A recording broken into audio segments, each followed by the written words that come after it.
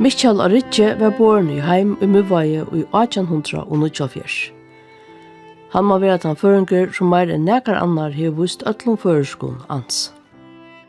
Han granskaði, teknaði, málaði og tók myndir, saunaði og skrivaði søgur og frásagner, yrkti hópin og solmon, sendingum og kvæði og gav ut fleiri skulabøkur.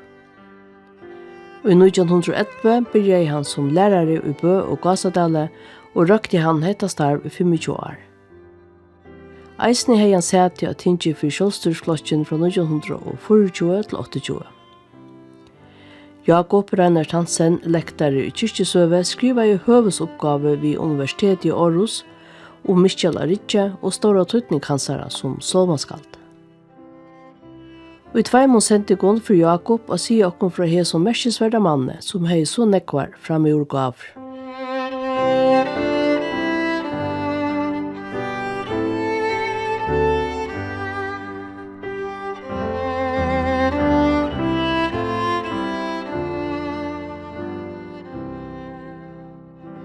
Men hvordan var tøyen i førjen da Mikkjal og Ryggi var borin i heim? Sier vi til dømes samfellaslige. Så det sjåvande tann brøytingar tøyen fra det gamla til det nudja. Ofta høyrer vi om sloppfiskeskapen og atlan tann framboren som det hei vissar. Men Mikkjal og Ryggi høyrer meira heim i det gamla enn det nudja tøyen. Ta i hugsi om arbeidsløyv, vinneløyv og så framvegis. Han jo ikke sloppfiskemævur av nekkan som helst hatt. Og han som tog så vel sier fra vinneløyven og øllum som fer fram. Det jo ikke øyla nekv til å standa vi snur etla fiskagentenar som han løyser. Det meira bøndasamfellet, utrauren. Det meira her han til det som han vekser opp i, og til her han er verande. Øysne tar han søytne være lærare, så ver det jo ute i smalun bygdun som liva sutt stilla reglusamma liv og ikke vi altså han ikke å ta imot støvun hver kan man si at det store samfellasbrøytingarna færre fram. Så samfellaslige sier så han nok meira til gamle tøyene. Og vi kvart til det var som til tøyene ta i Hans Andreas Djurhus i lærare i Sandavai.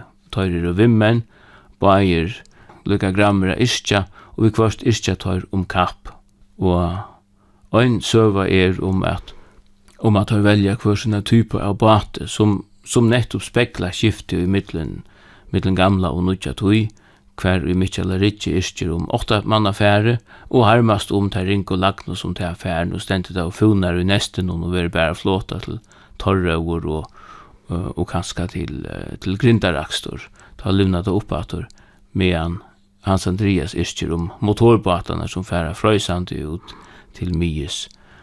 Og hatta lyser nok så vel hver han har til heima samfellaslige. Hver rann råten?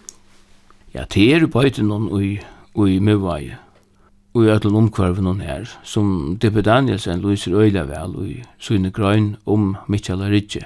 Hver han vaks opp, falskene rundan han, de fave husene som var her i bylingen, folk som var søvufrau, som kunne sia fra bygdasøvene, alt det som han kunne savna saman, prat om seg, vekkor orstager, bøntusen stov og så framvegis. Altså. Og nok så rukt bygda omkvarve, en helst framurskerande lærare, Jákup kallaur, og til flere mentamenn komner nettopp ut i omkvarven under Miðvági, Mikkjal og Ryggi, og Livara Ryggi, Rasmus og Haskolan, var østemiðvingur, så at her var jo et rettelig rukt omkvarve.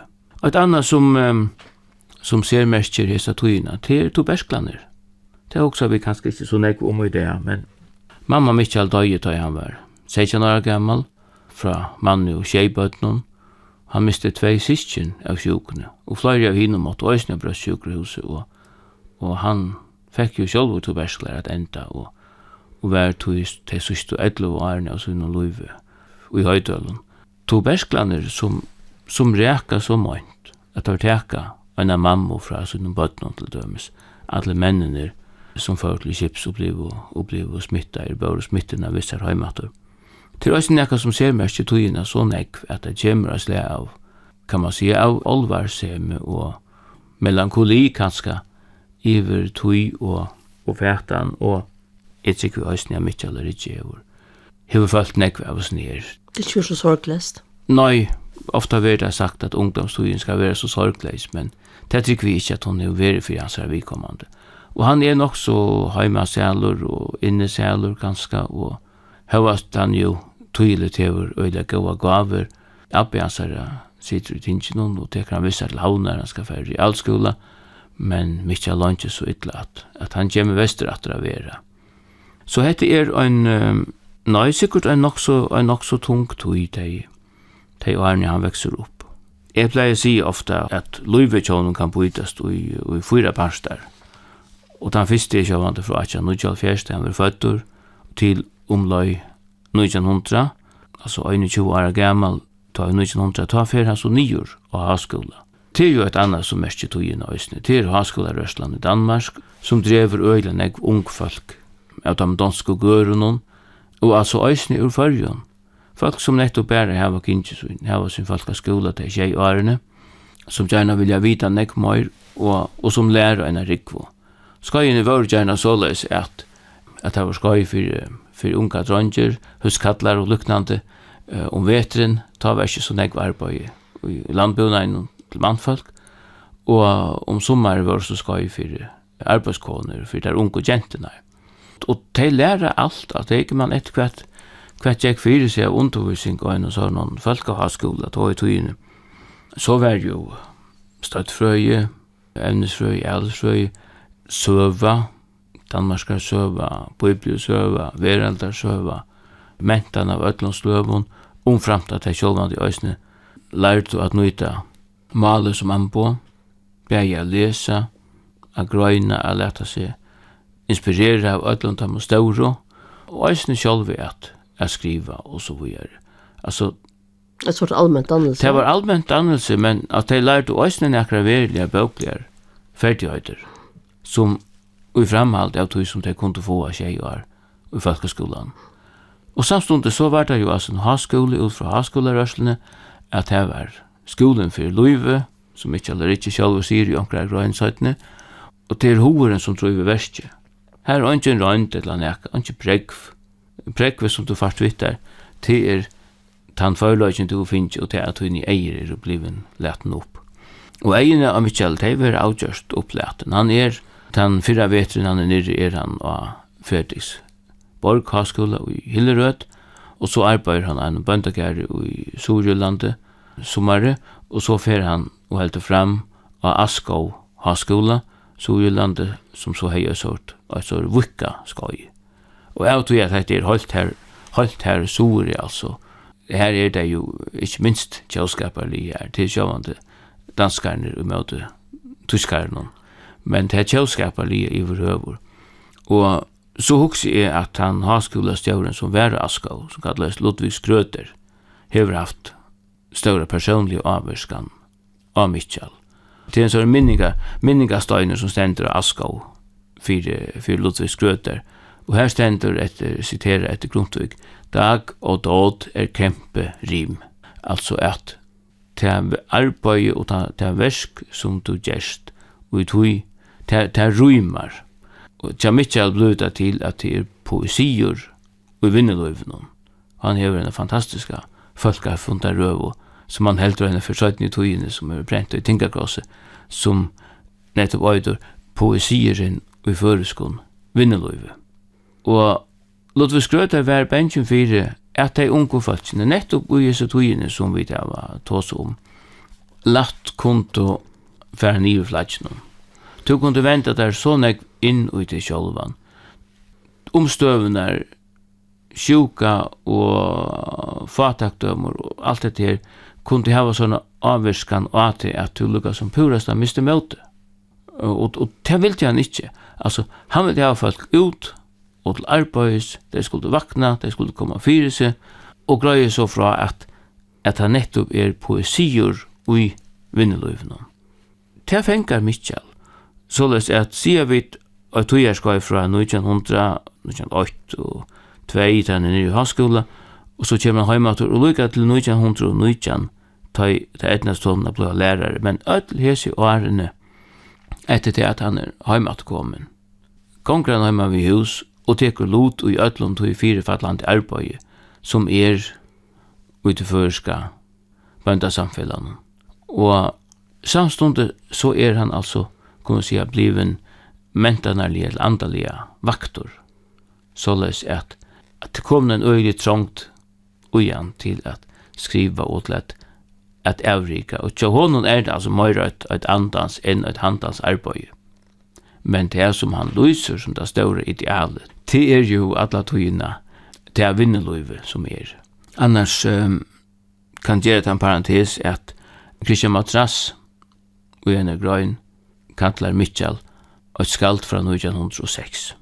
Og til 1906 det så tydninga mykje år i føroyska politiska søgu tog at her får vi ta fyrst flokksbyte i lektinge, sambandsflokk og sjálvstýrisflokk, og Mikkjal helt klart av sjálvstýrisvangenen og fer under dolnevnen kunnleir at yrkja politiska røymer som han setur i Tingakross og ta genga 2 år og han avdugar hvor han Men nekrar av sin fyrste røymen, der altså politiskar og ansvaren fyrir malen og kan man säga kallet til at gjera nekka fyrir førest mal.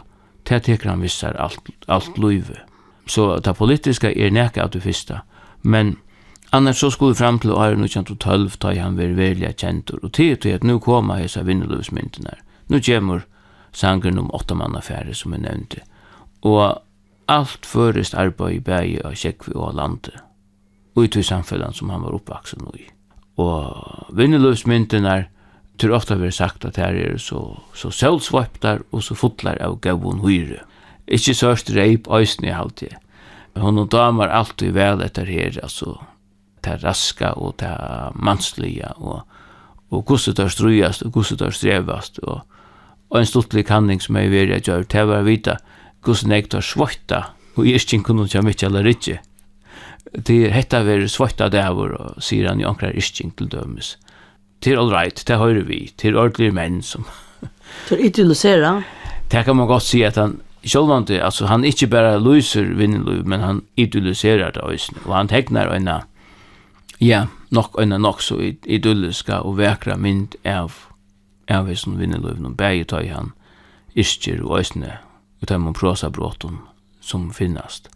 Nå han jo øsne salmaskald, og det viser seg, det visste jeg ikke om en unge døven da jeg skriver i oppgave om Mikkjal og Ryggi og hans salmar, men søytene da han ryder kom undan kæve, så viser det seg at han hevur dagfest sommer salmar negg fyrr enn hver vi tar og hilde. Til dømes kommer fram av et hefte hver han skriver salmar av, og under jølasalmen til sótu seyðamenn av vakt stendur 25.12.1912. Og eisne, jeg vet en gav han seyðamenn, i dagfestet han dagen, jeg gitte meg til at han sitte jøla det og røynskrive akkurat av tog som han haft lidjande. Kan ikke trykke at han yrst fløyre så staurar salmar bare etter en løto. En jøla det hver det eisne har vært i kyrkju, vet ikke hva han med og så framvis. Og nu gjørs det, 13 tar det etnane røy at lyta av. Men altså, han kommer ikke fram som salmaskald. Ongen vet av at han ikke salmar.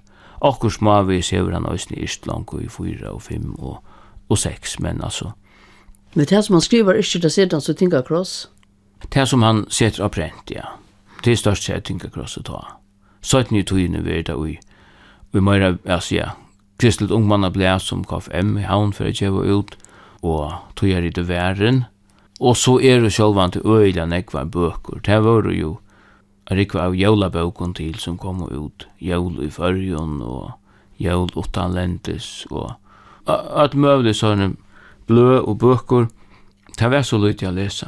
Og særlig av jólun hadde folk av at hun skulle ha akkurat dagtvalg, og det var en sånn høyler utnaver at skriva og skaffa tilfær til øtliser bløyene.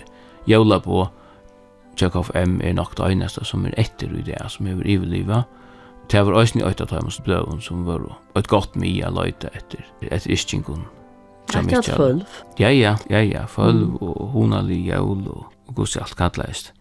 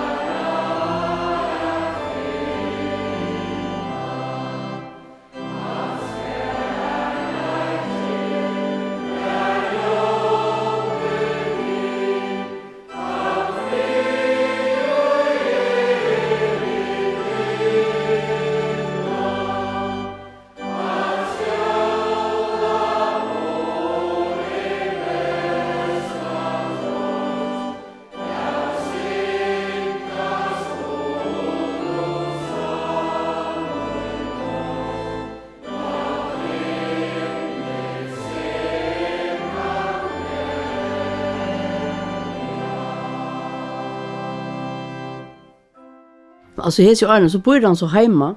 Ja. Och så bandan sig med. Han bor hemma och alla vita auto att han doer mer än folk flest. Att han hever ser att gå gaver. Han hever ju anka verklig utbyggning alltså. Det är folkskolan och haskolan. Han läser angest tog att det är han säger som unga döven hever varit i England och haft goda böcker vid sig hem. Ta det i unnukjant och sejan finna en underlig stein i Miðvági hver det ser ut som okkur stendur skriva av. Hver sender man så bo etter? Man sender ikke alle bo etter Mikkjali og Ryggi. Og så kommer han spakant og så vaskar der steinen røynan og så sletter han vatten og leser i skugga og i sol og tar han i turrer og tar han i vatter og tøyer runene som standa av runesteinen og Miðvági. Så vel at det så kommer lærde menn som velger doa hetta fage, så det kanskje øyntla 2 stäver som han har mistut. Og til lukka nekv tog at tøyaren tann har slitit så nekv av. Men altså, øysne til at lesa runer doer han. Så han sera donaligur.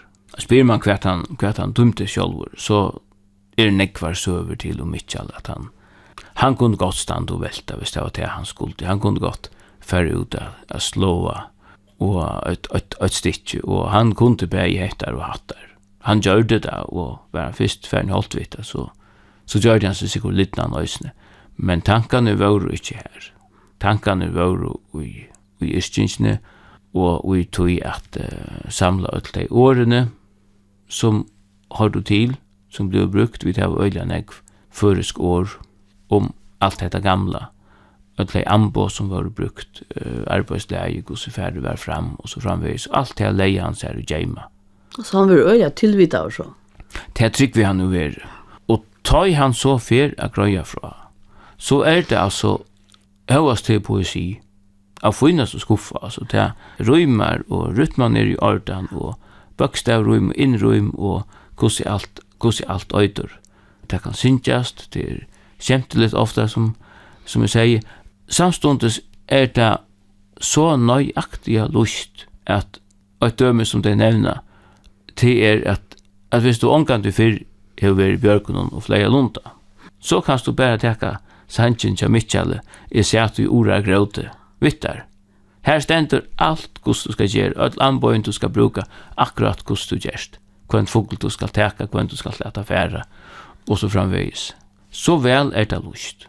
Og det jo det samme og i hans salmon, tar han for yrkja om Jesu luknelse eller hva det nå at det nästan som å lese den bibelska teksten sjálvan, men det gjørs leverelig rym. Og det alltid et som ser mest i Mikkjal, hvordan vel han doer å sia. Det virker så latt og fettelig så naturligt, men det ser vel og neft lust.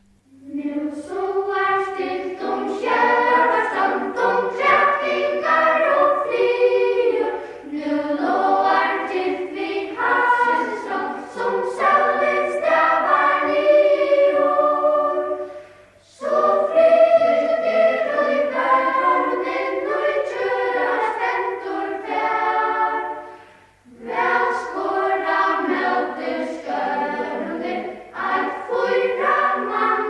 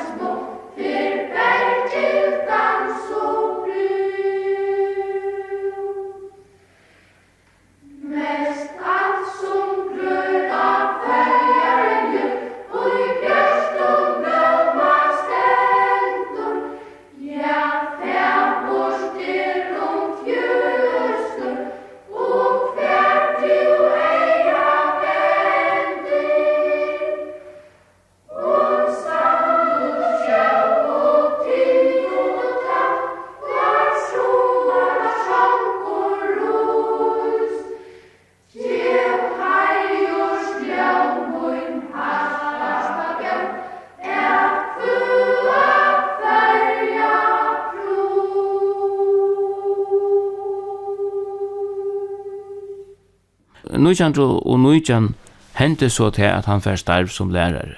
Det manglar lärare i Fyrra och han var Fyrra lärare, men alltså inte i någon störst plats, tvärstur möter i bygden Bø och Gasadal. Sommar han 2 dagar kvar bygd så gånger han på en fjall vet ner en vecka i kvar steg. Men till alltså att han kan man säga att han luttla bygden. Här han trivs bäst. Ganska allra bäst i Gasadal. Och läraren ska självant ha en ekt tillfär till sina undervisning. Och det är inte så nekt till. Han skriver också själv böcker. Han skriver en landalära i 1926, sammen med Andreas Thomsen ger han en skolas sangbok i 1934. Og så kommer dyralæreren Tjålen den første om sótu i 1935. Og annet tilfell, altså, det finnes framveis handrid øysene. Stoppar som han har lært nærmengene tjasar skriva av, han har brukt det som 4-søkn eller som 8-søkn. Hetta samma tillfälle. Och jag tror att han ju dott i allt, ja. Alltså skulle det mynter i en landalär, landyralär. Det skulle det självant i helst. Hur skulle det göra mynterna? Hur skulle mynterna komma från? Till två möjligheter. Antingen skulle det teknast eller skulle det vara fotografi. Och Mikkjal tog det bäg tvei. Alltså, långt och esa tøyna men han gånger heima och färgerskärre kunde vi säga, fast han vi har fotografera. Och det är så stora och väldigt och glasplaterna som var brukt där ta. Han har tidsi en rikvo av mynton, som vi själv säger är en mentonar dörrgripor. Det är Daniel som fortäller att det var inte alltid att arbetskonan tjata om det bøyten var så glad för att det är att skulle ha sådana plater liggande under rennande vattnet och en höjlande är för att rensa allt silver ur så att det var framkallat. Och han tog sig skoj i tekning, brevskoj och lärde sig att teckna. Så att fåglar och kvällor och vad annan och är i hans bokon. Till rösten hans egna verk. En multikonstnär kunde vi nästan. Det ser stäckligt gott gå. Ja. Nästan sagt om han. Så han är lärare och sälja till första åren är han säkert en lärare som har öjlan ekvat jag var frasar och lägga ner ut i unko. Så hände ju det att sötni veraldarbeid är ju präster och det är näka som är öjla stärska avverskan och sinne till Mikkjali. Han är ekvile tungur om etter her og yrkje nekrar solmar kunne godt si etla harma kvægi om gossi etla alt stendur til. Folk har vent seg bortur fra gode og søkja sin egna vilja og blå og eldur og sorgleier stægir og lyser krutje av atlan rævleløykan. Så for han yrkja en solm i vår bønnena i Fyrra som er nok så tropula bia vi kvart, han som være vilje tøyn som i himmelen så gjør. Og det er en salmor som nettopp er det samme. Hver er Guds gode vilje i øllum tøy som hender. Er det kanskje vi sjølve som skulle gjørst nekka? Altså vent om og tidsi anna kinn om bæk. For å tro av god og hans år. Til man synder i anfektelser av det? Ja, det er alt han gjør. Men han ventet og vi ankorsvekna til sin første solmeren iver hans av bønene. Gjør det at han fer ho til at seta alt fei var av rum. Og ta byrja han om atur, altså. Der kommer ikke allar i rettar ræfylgjo, men han fer allar akattlanar vi og allar bønene. Og enda veri viljetøyn, veri så en nutjursalme skriva av som en av dem sørste faktisk. Det er en trobel bønna bia og at utleggja. Og omframt at han har haft bønena sjálva og kanskje sine egnu røynter, så hugsi òsni at han har hukt i Luthers lutle katekismus, hvor fragrøyngin som Luther gjør tidlesa bønena og innarbeider alt det òsni og i sina salmar. Og til stortlet å lesa tar salmarna og så hugsa nettopp om tøyina som du spurte om da vi byrja at det lå langer ut og krutje og man er nok så tøyligt at det har vært hei som okkar i egen det gau som færa sikra og ta nønde som færa at tepa. Ta bliva salmane meir og meir triumferande. Ta jo sjálvandi til at ytter med og hans frøystingar og alt det som vi nokta sier salmeren han er ikke futjenden og hva han nu kallar han. Men det er ikke torrførst at hugsa fra ytla mann og til tann til Hitler som ble vilden av vera opprunnen til så øylen ekvant hese årene. Men det kommer sånn triumferande tøvne atur tøy krutje narskassen enda og enda røyna solmon verismøyne akkurat lio tøy krutje enda i alt der systo er prenta faktisk etter frien. Og nu er Mikkjal Øysne bliven så mykje gammal at han heldur at det tog å legge fra seg. Han bytjer i Sørvaje. Han bliven giftur vi Jakobino i Tøvene, som hans her gamle nærmengur. Og de skulle så bygge i Sørvaje og heva det godt. Og han hoksa seg til at han hever, utan i var nekv etter at gjøre, han har bøker å skriva, og han er nekv byen Øysne til firelestrar, og som folk har funnet røver, og alt dette her. Men då det altså da viser seg at han jo finnes tubersklar og tar smitta og tog vil han nødt til å affære av brødsjukrus i Høydølen. Så vil han størst seg i Høydølen. Skriver han ikke om hvordan det er affære til Høydøler? Jeg vet ikke om jeg kan si at han skriver, han skriver jo ånka sjåls av så løs. Men altså, tar fyrst og salmaner som jeg også at han yrkjer etter til at han er kommet i høydele. Tar atler fotler av tøkk og ødlom til gaua som god til å gjørst. Så han er nok så kjauter i kurser at jeg finner seg vi at hattar støvan og at sutja at god framvist hans hjemme og hans nøye og hans gøska og hans omsorgan. Det som det mest tydelige nok, det salmer som jeg tog fylte meg først i vøgg og la. Og det en salmer som vi øyden jeg sunnkjen ennå i det, ofte til gjæraferer. Det nest mer øynafer at jeg vitja Dagmar Johansen siste Mikkjal. Hun sier ta etter søymnen i Miðvági, og så spurte jeg noe imest, og mitt land hentan salmen, og hun sier, ja, han videre så gav vi han salmen, sier hun. Og det har alltid vært til at hun følte at det var røysen teg og torra lov. Det var om man som var her for bøttene til at det var små, og sette det i knæ, og lærte det å bya. Og Guds omsorgan og fyllt, og gjør noen alt lov, fra tog at man baden og unger, og de gav årene, og så de etlen kjemur lier og limer mer vikna kvann det som han sier. Men grunden til at Mikkjal yrkti hendan salmen, det var nettopp til at det kom som et sjokk for han, at han ble sjukur, at hese dreimane som han er planlagt sin alderdom som så moderna gjør det, det får ikke bliva til nekka. Og i hese neiene så sier han at han høyrer en rødt sier visse, at du skal være tryggur, du er hilde til moin og jøkken alt loive, og jeg skal være tjatar røysne, hese sørste tøyene. Det det som færene setter seg nyr, og yrkja salmen, hver han så hoksar attor sitt loiv, og Guds hånd som verer alla tøyene, og så løser sin, kan man si, sin trygglag til sørste årene. Så her har vi nok haft kan man si, et helt særligt opplevelse men altså, det salmer som så yster i høytullen, tar vise at senda ned trygglagan, og nu det så løs.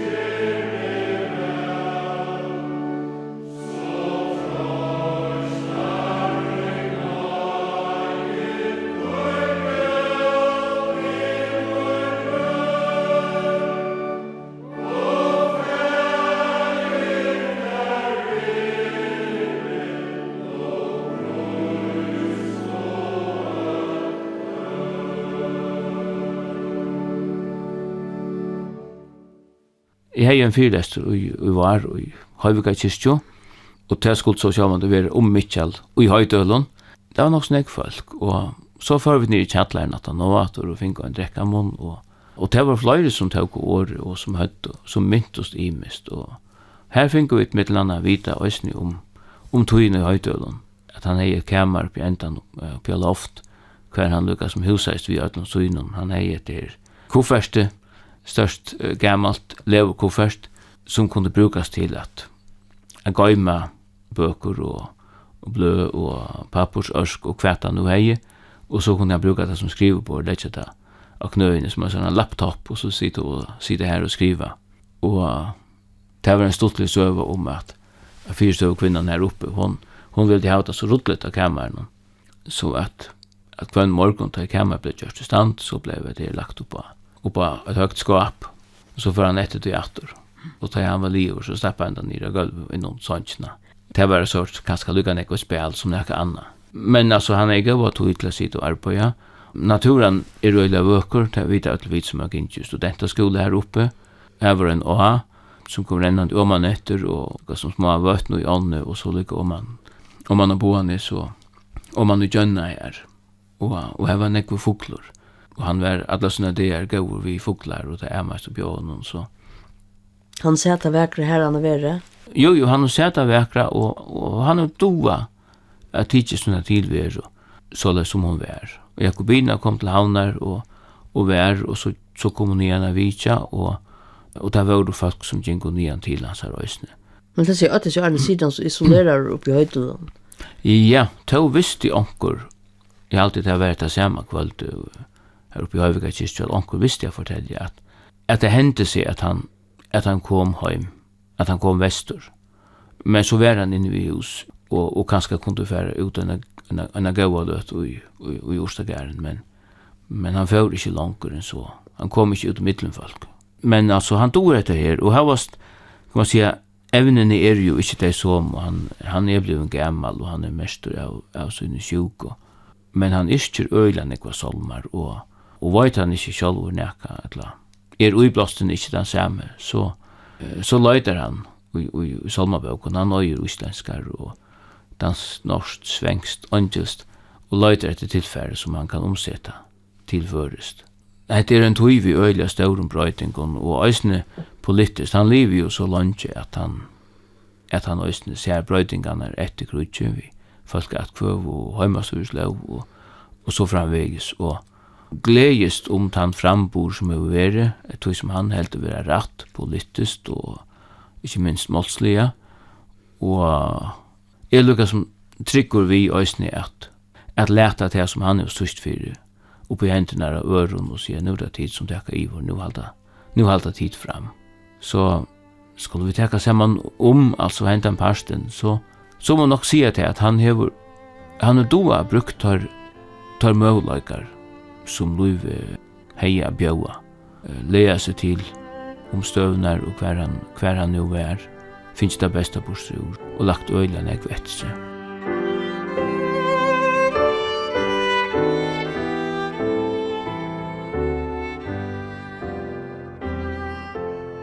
Vi pratar vi Jákup Reinert Hansen, lektari i kirkjusøgu, og solmar og sendingum vi hørte i det, hei Mikkjal og Ryggi.